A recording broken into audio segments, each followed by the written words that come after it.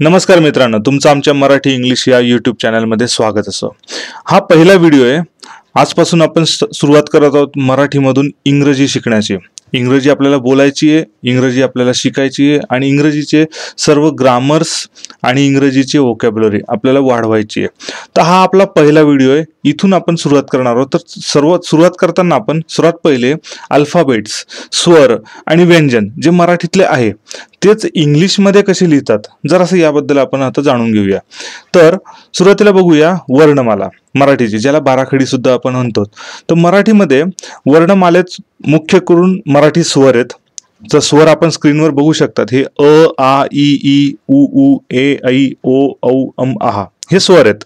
आता यामध्ये अ आणि नंतर ॲ पण आहे, पण त्याच्यासाठी आपल्याला ए यू आणि अ म्हणजे ए ओ हे पण वापरू शकतात। ते आपण इथे घेतलेले नाहीये, तर आपण जे पूर्वीचे जे होते तेच आपण घेतलेले आहेत। त्यामध्ये आपण बघणार की जे मराठीतले स्वर आहेत यांना इंग्रजीमध्ये लिहिण्यासाठी सर्वात महत्वाचं असं आहे की ए नंतर ई, आय, ओ आणि यू यांचाच सर्व वापर होतो। म्हणजे याचा अर्थ काय, तर इंग्रजीमध्ये ए, ई, आय, ओ आणि यू हे 5 स्वर आहेत। ओके, तसे आपल्या मराठीमध्ये हे एकूण 12 स्वर आहेत।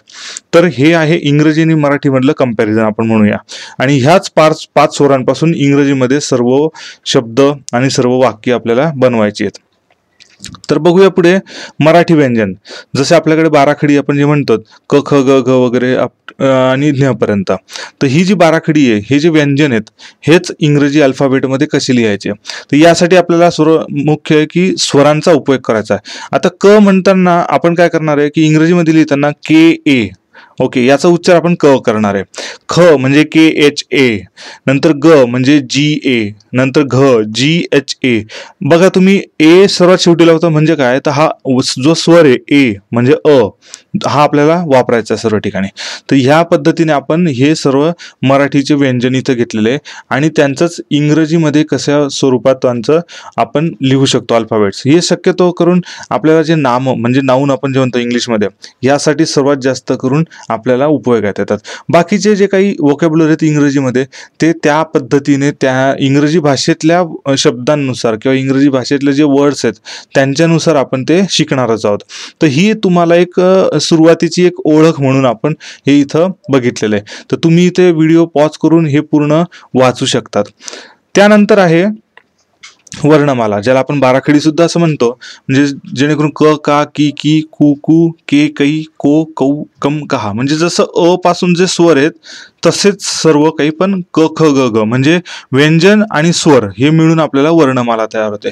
तर ही वर्णमाला पण तुम्ही इथे बघत आहात, क ख ग घ, नंतर त्यानंतर च छ ज झ यांच्यासाठी आहे ट ठ ड ढ न त थ द ध न प फ ब भ म य र ल व श स ह ज्ञ।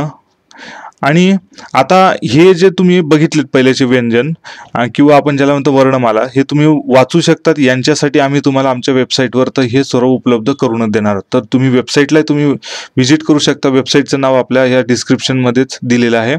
परत इथे एकदा सांगून देतो की priceyoju.com ही आपली वेबसाईट आहे। इथे तुम्हाला एकदा भेट द्यायची म्हणजे व्हिजिट द्यायची आहे। तर तिथे तुम्हाला इंग्रजीबद्दलचं बरंचसं अजून आम्ही काही मटेरियल टाकतोय, तर ते पण तुम्हाला मिळत राहील टाइम टू टाइम।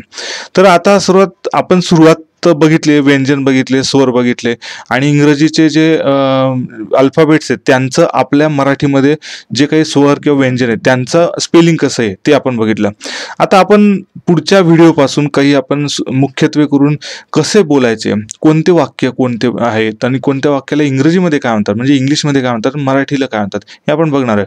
पण आता ह्या व्हिडिओमध्ये तत्पूर्वी थोडंसं आपण जाणून घेऊया की ज्याला आपण म्हणतो इंट्रोडक्शन, म्हणजे ग्रीटिंग्स आणि इंट्रोडक्शन्स। म्हणजे तुम्ही कोणाला भेटलेत तर तुम्ही कसं बोलता, तर मराठीमध्ये आपण जसं नमस्कार बोलतो तसं इंग्लिशमध्ये हॅलो। नंतर आपण सकाळी मराठीमध्ये आपण कोणाला म्हणतो सुप्रभात, शुभ प्रभात पण म्हणतो किंवा सुप्रभात पण म्हणतो। तर इंग्रजीमध्ये गुड मॉर्निंग।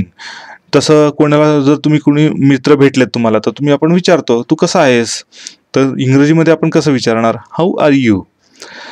जर त्यांनी उत्तर दिलं की मी ठीक आहे, म्हणजे तुम्ही हे पण उत्तर देऊ शकतात त्यांना की आय एम फाईन किंवा I am okay, I am healthy something. Okay, तसं मराठीमध्ये जर तुम्ही त्यांना म्हणणार धन्यवाद, म्हणजे इंग्रजीमध्ये कसं म्हणणार थँक्यू.